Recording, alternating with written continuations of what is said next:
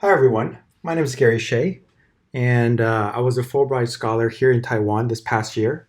Can't believe it's been a year already, but I'm really excited to share with you some of the work that I've done when I was in Taiwan. Now, as many of you know, Taiwan has excelled in semiconductors and electronics manufacturing over the past decades.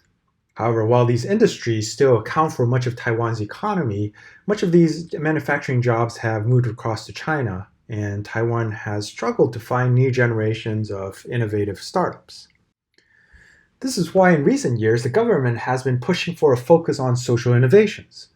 The idea of social innovations is to develop innovative technological or business solutions to help address social issues.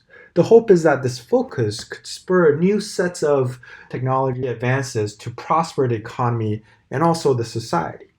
And so much of my prior work has focused on how do we encourage people to participate in these social innovative systems. For example, I've looked at ways to help encourage people to give help online, to help design better crowd working online, allowing better multiplayer games, encouraging more civic participation online learning, and even get people to live healthier through health behavior change technologies. Over the past few years, while I've been doing this work, I've started noticing a problem.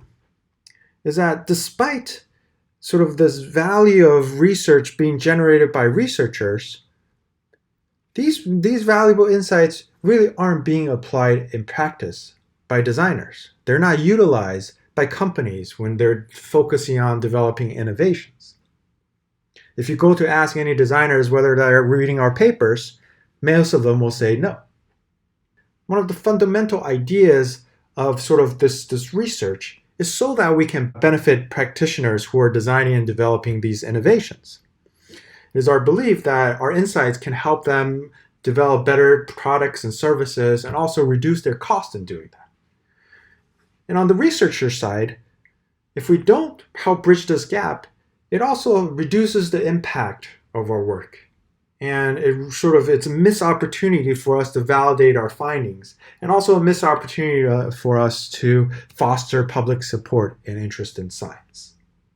What I've been focusing on is thinking about how we can help translate these valuable insights from research into design, like you would in sort of a dictionary. Instead of thinking about using our papers sort of as a way to communicate our findings to practitioners, what other formats can we design to allow practitioners better understanding of the insights in our papers? And so we've kind of converged on the use of design cards. Now, these design cards basically take insights from academic papers and put them into these digestible information chunks. And so it presents designers with various strategies that they can utilize in design. Talk about the do's and don'ts of when they may apply this. And then we even give examples of how it's been utilized so that they may take these examples into when they're doing prototypes. And we also explain the underlying theory of why these strategies may work.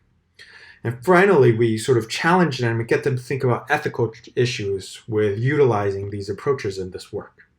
And our hope is that these artifacts may be more useful to design practitioners and more accessible to them than the papers that we publish. And so part of our application is also thinking about how we can redesign this experience so that the practitioners can access this knowledge, these insights, in a way that they're more familiar with and they find more enjoyable. So we've been creating these interfaces. And our hope is to launch this site later this year to allow practitioners to use. Thank you. Thank you all for listening, and really want to thank Fulbright for this opportunity, and hope to see you all soon in the near future.